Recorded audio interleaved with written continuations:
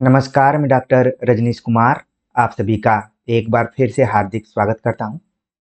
आज की video lecture में हम चर्चा करेंगे यूजीसी नेट और आगामी होने वाले परीक्षाओं की तैयारी को लेकर कि किस तरीके से हम इस विषम वातावरण में अपने को संभालते हुए इन परीक्षाओं की तैयारी करें।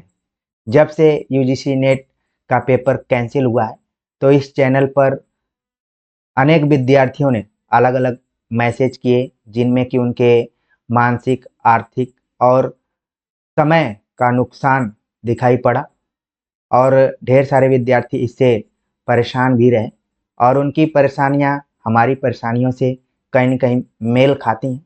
तो उन सारी चीज़ों को ध्यान में रखते हुए लगा कि आपसे 2 मिनट क्यों न बात कर ली जाए। जब हमने चैनल पर देखा तो जो भी प्रश्न है कॉमन तौर पर इन प्रश्नों की चर्चा अलग अलग जगहों पर की जा चुकी होगी, लेकिन हम भी अपने कुछ विचारों को यहाँ पर रखेंगे। तो सबसे पहला जो सवाल यहाँ पर था कि जो पेपर कैंसिल हुआ है वो दोबारा कब होगा, ये सबसे बड़ा सवाल यहाँ पर था। तो इस पर हम चर्चा करेंगे। फिर दूसरा सवाल था कि जो भी विद्यार्थी 18 जून 2024 को पेपर नहीं दे पाए थे, क्या वो भी आगे जब भी एग्ज़ाम होगा तो इसमें उनको मौका मिलेगा, वो पेपर दे पाएंगे कि नहीं, इस पे भी बात करेंगे। और विद्यार्थियों ने कमेंट्स किया कि सर इस बार हमने काफ़ी मेहनत से तैयारी की थी, पेपर बहुत अच्छा गया था। ढेर सारे 90% विद्यार्थियों ने कमेंट्स किया या फिर बातचीत के दौरान पता चला कि इस बार जो भी मेहनत से तैयारी किया था उसका पेपर अच्छा गया था और वो उम्मीद रखा था कि इस बार उसका नेट जेआरएफ हो जाएगा। तो लगभग सभी विद्यार्थियों के पेपर अच्छे गए थे।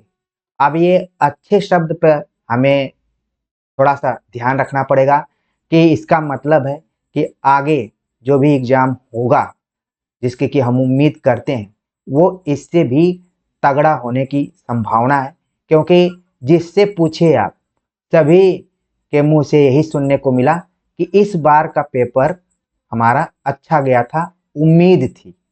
लगभग 90% के आसपास में लोगों ने इस तरीके की बातें की।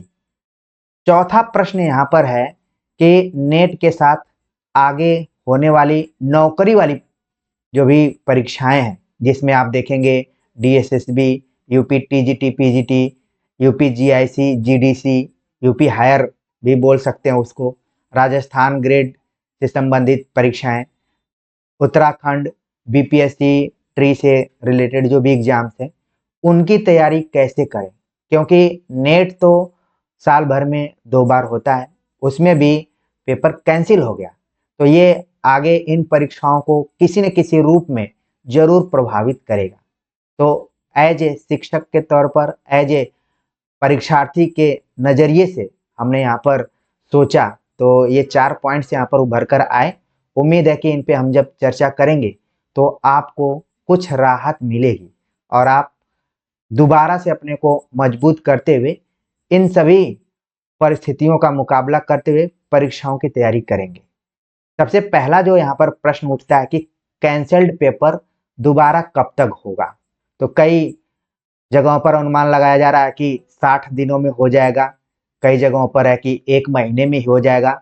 जिस तरीके से एनटीए जो एजेंसी है इसके ऊपर दबाव है या फिर जो उसके साथ घटनाएं घट रही हैं जो इसने किया है उसके तहत आप देख रहे हैं कि इस एजेंसी से जुड़े हुए आगे के एग्जाम्स को भी पोस्टपोन्ड कर दिया गया है और जल्दबाजी में हर दिन कोई न कोई लेटर पत्र निकल रहा है जो कि उन दबावों को दूर करने का एक प्रयास हो सकता है, ताकि जो भी विद्यार्थी इन परीक्षाओं को दिए थे और कैंसिलेशन के बाद उनमें जो भी उग्रता है या फिर जो एक आक्रोश है उसको कहीं न कहीं से रिलीज किया जाए या फिर उसको दूर किया जाए। तो आप देख रहे हैं कि कुछ न कुछ शिक्षा मंत्रालय से, एनटीए से आपको नोटिस दिखाई पड़ रही है। अब उस नोटिस पे हमें कितना विश्वास करना है ये तो समय ही बताएगा। तो अलग-अलग जगहों पर बताया जा रहा है कि जो कमेटी बनाई गई है वो अपना रिपोर्ट प्रस्तुत करेगी जैसा कि आप जानते हैं कि इसको सीबीआई के हाथ में भी सौंप दिया गया है और पैनल बन गया, वो इसकी जांच कर रहा है। और हमने देखा कि जिस तरीके से नीट को लेकर तमाम चीजें बताई जा रही थी, पेपर लीक को लेकर सबूत दिए जा रहे थे, उस परीक्षा को तो कैंसिल नहीं किया गया। लेकिन अखबारों में जो भी हमने रिपोर्ट पढ़ी कि 5,000 रुपए में पेपर बिके हुए थे, इसके कारण गृह मंत्रालय और अन्य जगहों पर इनपुट मिले थे, उसके आधार पर इस परीक्षा को कैंसिल कर दिया गया, जिसके लिए न विद्यार्थियों ने कोई आंदोलन किया, न कोई बहुत ठोस सबूत। हाँ, कुछ चैनल पहले से ही पेपर लीक होने की आशंका व्यक्त कर रहे थे, तो उनकी आशंका सही हुई, इसको हम संयोग कर सकते हैं, या फिर कहें कि उनके पास कोई न कोई पुख्ता जानकारी रही होगी, पुख्ता प्रमाण रहा होगा। तो कुल मिलाकर इस पेपर को कैंसिल कर दिया गया। ये बताया गया कि ये पेपर 5,000 रुपए में बिक रहा था। तो एनटीए कहीं न कहीं अपने को पारदर्शी भी बता रहा है, और मुझे हंसी आती है कि 5,000 रुपए के लिए इस पेपर को कैंसिल कर दिया गया, जो कि सराहनीय कदम है। लेकिन तमाम केंद्रीय विश्वविद्यालयों में और सीधी भर्तियों में लाखों रुपए देकर लोगों को नौकरियां बांटी गई हैं, एक तरीके से सेटिंग की गई है, उसकी जांच या उसकी पारदर्शिता को लेकर किसी ने कभी कोई सवाल नहीं किया। तो ये इसी देश में हो सकता है जहां पर अपने को ईमानदार भी दिखाना है और सबसे भ्रष्ट भी दिखाना है। मेरे दिमाग में आ रहा था कि इस पे मैं एक लंबी चौड़ी वीडियो बनाऊं, और आगे वो आएगी कभी, ठीक है। लेकिन अभी हमें ध्यान में रखना है कि क्या हम भरोसा करें कि जो भी नोटिस आ रही है उसको 2 महीने में एग्जाम होगा, कि 1 महीने में एग्जाम होगा, कि 40 दिन में होगा, कि कब होगा। जो भी पत्राचार हो रहे हैं, नोटिस आ रही हैं, वो एक तरीके से दबाव को दूर करने के लिए। एक मोटे तौर पर मैं अनुमान लगा सकता हूं कि 8 जुलाई को जो भी सुनवाई होने वाली है कोर्ट में, वहां तक हम अपने को रोक सकते हैं कि अगर किसी तरीके का डिसीजन आता है तो आगे आने वाली जितनी भी परीक्षाएं हैं उनको निश्चित तौर पर प्रभावित करेगा। तो नीट की सुनवाई है 8 जुलाई को सुप्रीम कोर्ट में। अब वो जो भी डिसीजन वहां से आता है वो आगे की एनटीए से संबंधित परीक्षाओं पर भी प्रभाव छोड़ेंगी, ठीक है। तो कैंसिलेशन पेपर दोबारा कब होगा, इसको लेकर मैं कोई भविष्यवाणी नहीं करूंगा। हाँ, ये कहूंगा कि इस मानसिक आर्थिक परिस्थिति दबाव में आप अपने को मजबूत कीजिए और उम्मीद की किरण देखिए कि दोबारा पेपर तो होगा ही होगा, ठीक है। और ये अपनी पढ़ाई को कंटिन्यू रखिए।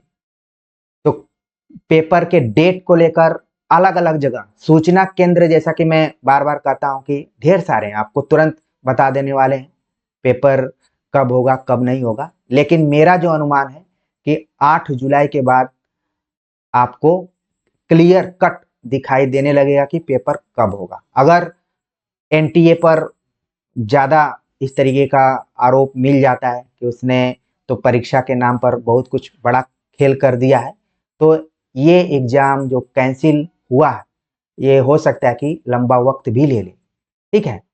तो आप अपना पढ़ते रहिए।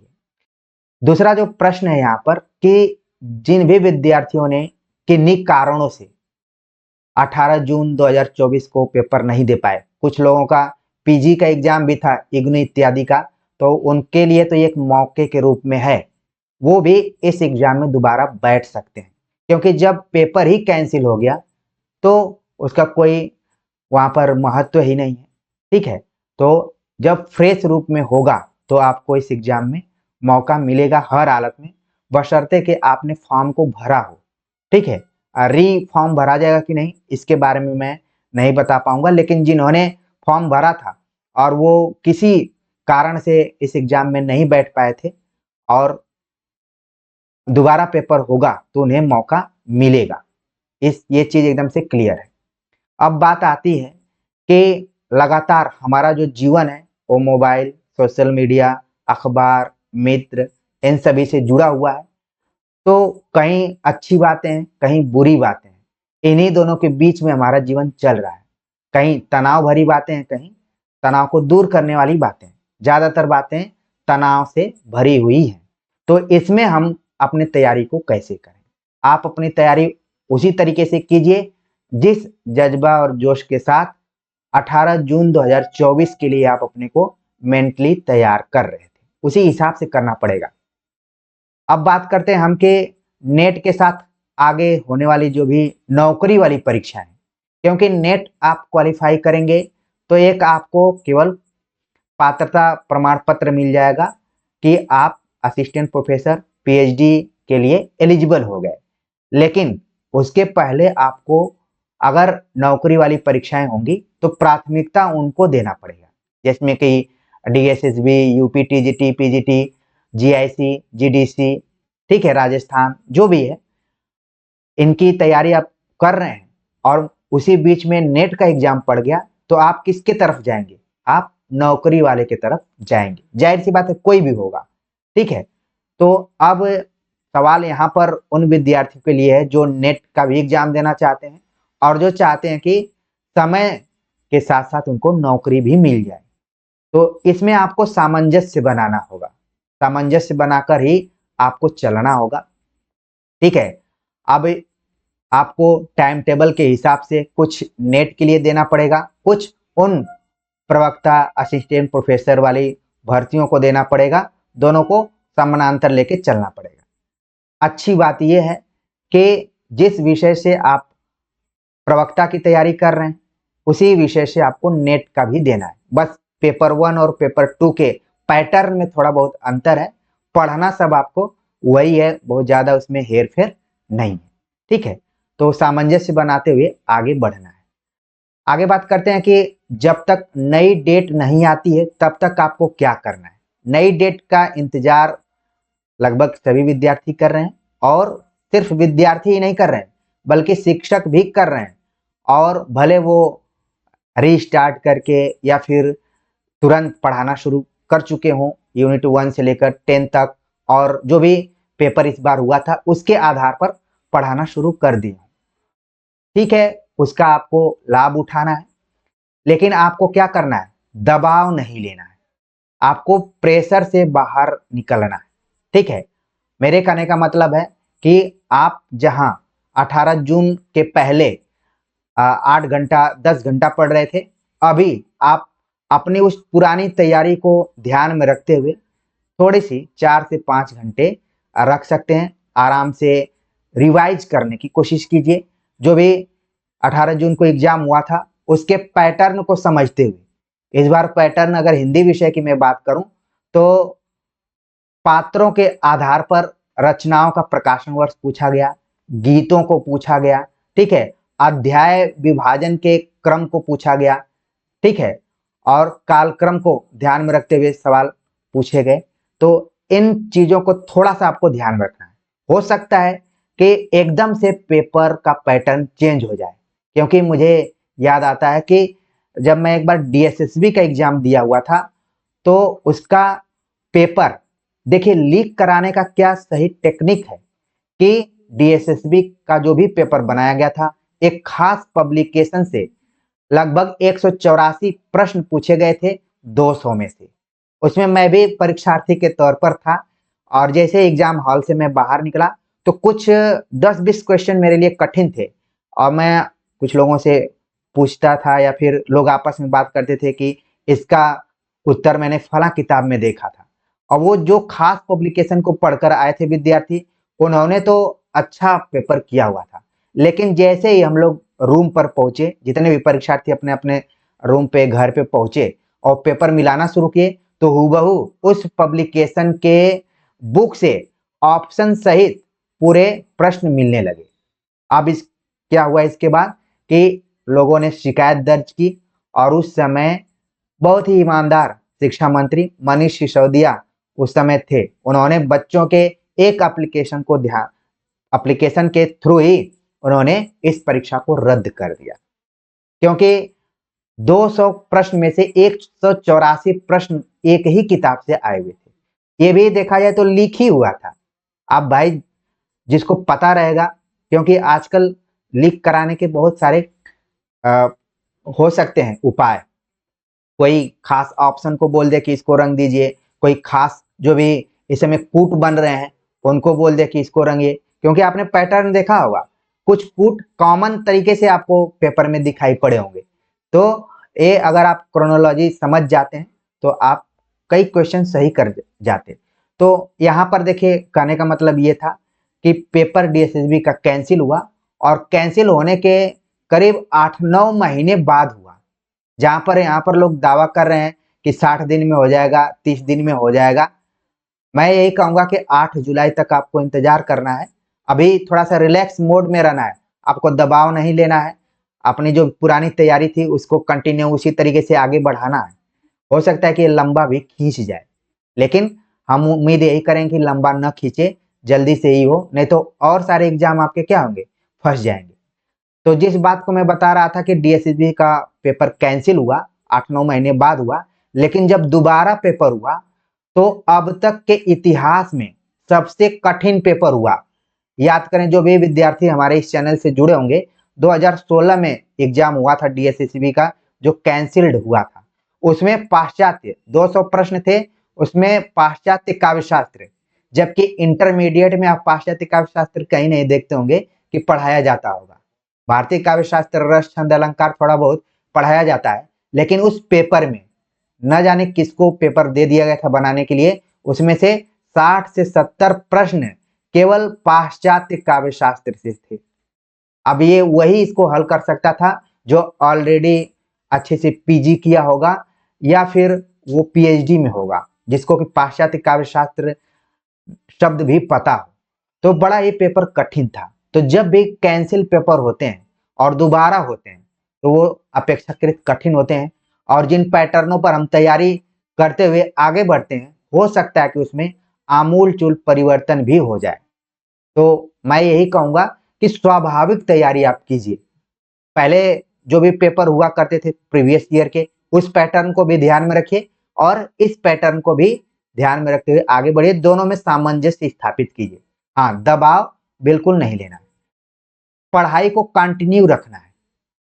पढ़ाई को कंटिन्यू रखना भी एक चुनौती है, क्योंकि हम ऐसे युग में जी रहे हैं कि सूचनाएं हैं। अभी 2 मिनट पढ़ना शुरू किए कि तब तक लगा कि कोई चैनल देख लेते हैं, कोई नोटिस तो नहीं आई है, कोई रील्स देख लेते हैं, कोई कुछ देख लेते हैं।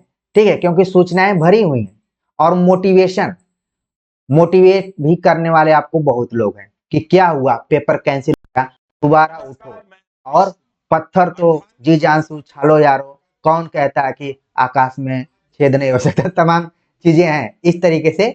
लोग आपको मोटिवेट भी करने वाले हैं, लेकिन जब तक आप अपने अंदर से मोटिवेट नहीं होंगे तब तक कुछ आपको होने वाला नहीं है।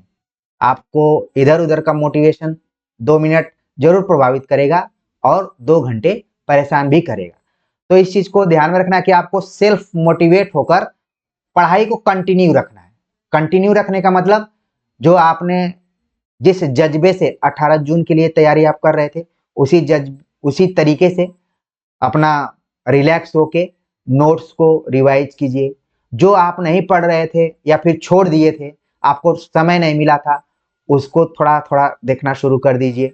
और जिन चैनलों से आप जुड़े थे वहां से आपको लाभ मिला था, कुछ प्रश्न आपको मिले थे, उन चैनलों के मोस्ट इंपॉर्टेंट नोट्स को लेकर, शॉर्ट नोट्स को लेकर, प्रैक्टिस सेट को लेकर कंप्लीट कर जाइए।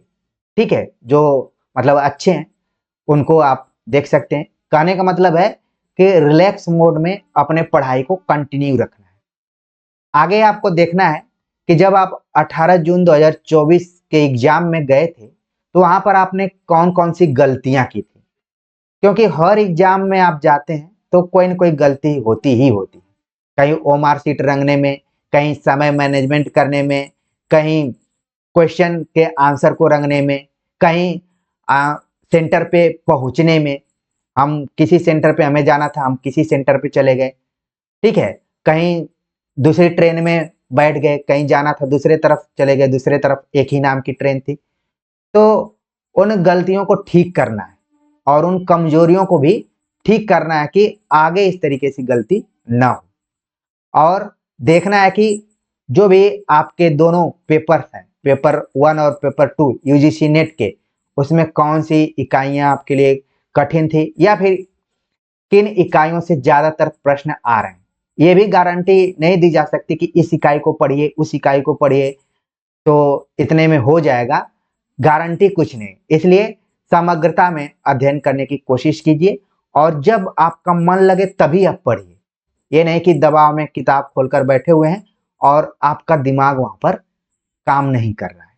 ठीक है, तो अपने कमजोर पक्षों को, खासतौर से यूनिट्स को आपको ध्यान में रखना है, उसको मजबूत करना है। ये एक चीज मानकर चलिए कि आपको मौका दिया गया है। कहा जाता है ना कि आपदा में अवसर का लाभ उठाना, तो अवसर आपको मिला हुआ। ये मैं नहीं कहूंगा कि ये अवसर बहुत अच्छा है, एक तरीके से हम सभी के ऊपर एक आपदा आई हुई है कि जो भी संस्थाएं हैं अब वो विश्वास करने लायक नहीं। केवल एनटीए की ही बात नहीं है, आप जहां भी जाते हैं, जहां पर भी आपके साथ भेदभाव होता है तो विश्वास कम ही होता है। फिर भी हमें मजबूत होकर उठना है, क्योंकि उठना ही आपकी पहचान है। कब तक आप दबते रहेंगे? तो समय आएगा, समय को कहा जाता है कि ये सबसे बलवान होता है, सबको वो सबक सिखा देता है। कई बार हमने देखा है कि गलती करने वाले व्यक्ति को भी उसकी गलती का एहसास नहीं होता है। उसकी एक गलती से, एक अयोग्य व्यक्ति की नियुक्ति होने से कितनी परेशानियां झेलनी पड़ती है, वो जो नियोक्ता है यानी जो नियुक्त करने वाला व्यक्ति है, उसको अपनी गलती का एहसास नहीं होता है, बल्कि वो प्राउड फील करता है कि मैंने फला व्यक्ति की नियुक्ति की है। अगर मैं नहीं होता, अगर मैं नहीं होता तो ये व्यक्ति यहाँ पर नहीं होता। तो ठीक है, आपने जिस अयोग्य व्यक्ति को चुना है वो एक दिन अपने स्वभाव को बता ही देगा। ये पूरी जो भी युवाओं की फौज है उसको एक तरीके से संकट में रख देगा। तो कहने का मतलब यही है कि जो भी लोग हैं अपनी गलतियों को कई बार नहीं समझ पाते हैं कि हम सही मायने में गलती कर रहे हैं कि नहीं कर रहे हैं। ठीक है, तो आपको एक परीक्षार्थी के तौर पर अपने कमजोर पक्षों को ध्यान में रखना है और मनोबल को अपने बढ़ाना है कि अच्छा दिन आएगा और निश्चित तौर पर ये जो संकट है ये हटेगा, हटेगा। इस बीच क्योंकि आप ऐसे युग में जी रहे हैं कि आपका हेल्थ जो है वो प्रभावित होने वाला है। आप हो सकता है कि जिस जज्बे से 18 जून के लिए लगे हुए थे वो जज्बा आपका न आ पा रहा हो, लेकिन आपको अपने हेल्थ को ध्यान में रखते हुए एक बार दोबारा से उठना पड़ेगा। उन सभी चीजों को रिवाइज करना पड़ेगा जिससे कि आप दोबारा इस एग्जाम में बैठे। तो आने वाले समय में तमाम चुनौतियां हैं। एक तरफ आपको नेट जैसे क्वालिफिकेशन वाले एग्जाम को क्वालिफाई करना है और दूसरे तरफ नौकरी वाले एग्जाम की तरफ भी जाना है, क्योंकि जिस तरीके से इस बार का परिणाम आया हुआ है खासतौर से चुनाव का, वो आगे कुछ जरूर अच्छी संख्या में रोजगार को लेकर हमारे जो भी कर्ता धर्ता हैं वो सोचेंगे और आगे आने वाला मुझे लग रहा है 6 महीना एग्जाम से भरा होगा और इसमें आपको कमर कस के उतरना है। तो उम्मीद है कि हमारे जो भी विद्यार्थी मुझसे जुड़े हुए हैं, जिनको लगता है कि मैं अपने वाणियों के माध्यम से उनके सामने आऊं और कुछ बातें कहूं। बातें मैंने वही कहा कि कैंसल्ड पेपर कब तक होगा इसकी मैं पुख्ता जानकारी आपको नहीं दे सकता हूं।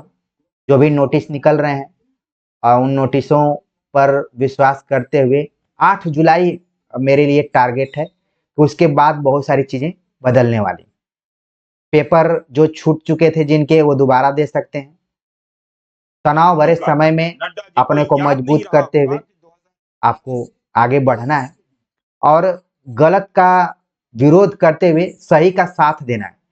जैसे इसमें क्या है कि मान लीजिए आप तैयारी में लग गए, लेकिन जो गलत हुआ है, अगर 5-5 हजार में भी पेपर बिके हुए हैं तो ये अच्छी बात नहीं है आगे के लिए। तो इसका विरोध भी करना है। ये नहीं कि आप लोगों का लाइव क्लास देखना शुरू कर दिए, IMCQ लगाना शुरू कर दिए और इसी में बिजी हो गए। अगर अभी आप गलत का विरोध नहीं करेंगे तो हो सकता है कि कैंसिल पेपर जैसे 1 सेकेंड लगता है नोटिस निकालने में, और नोटिस हमारे देश में मैं देख रहा हूं या तो 8 बजे निकल रही है या तो 10 बजे के बाद, जब आप थक हार के सोने की स्थिति में है, तो लोग चाह रहे हैं कि आप रात की नींद भी अच्छे से न ले पाए। ये देखिए क्या ट्रेंड है कि या तो 8 बजे नोटिस निकल रही है या फिर 10 बजे निकल रही है। ये सोचने वाली बात है, ठीक है। तो इसमें आप अपने को मजबूत कीजिए, सही का साथ हमेशा दीजिए। हाँ, आगे जो भी नौकरी वाली परीक्षाएं होंगी उनमें नौकरी पे आप फोकस कीजिए, ठीक है। नेट तो होता रहेगा, साल भर में 2 बार होता है, और कई बार तो आप जब निश्चिंत होके जाते हैं तो अच्छा पेपर हो जाता है। तो ये कुछ पॉइंट्स थे जिनको कि मुझे लगा कि आपके सामने रखना चाहिए। इससे आप लोगों को कुछ न कुछ एक मनोबल बढ़ाने वाली बात मिली होगी। मैं मोटिवेशन तो नहीं कहूँगा, लेकिन आपको लगा होगा कि ये जो भी चीज़ें हो रही हैं ये पहली बार नहीं हुई है। इन सारी चीज़ों पर लिखते हुए हरिशंकर परसाई इस दुनिया को छोड़कर चले गए। तमाम भ्रष्टाचारों पर उन्होंने लिखा, जितने भी व्यंग्यकार हैं सबने लिखा, लेकिन अब यहाँ के ये स्वभाव में है या फिर चरित्र में है कि कैसे है, इसको हम आगे देखते हैं कि कब तक चलता है, या फिर हम लोगों को भी इस दुनिया को छोड़ जाने के बाद भी पश्चाताप करना पड़ेगा कि हमने भ्रष्टाचार को जिंदा देखा है। तो चीजें आगे देखते हैं कि कैसी होती हैं, तैयारी में लगे रहिए, ठीक है। तो मिलते हैं इन्हीं बातों के साथ अगले एक अच्छे टॉपिक के साथ, तब तक के लिए नमस्कार।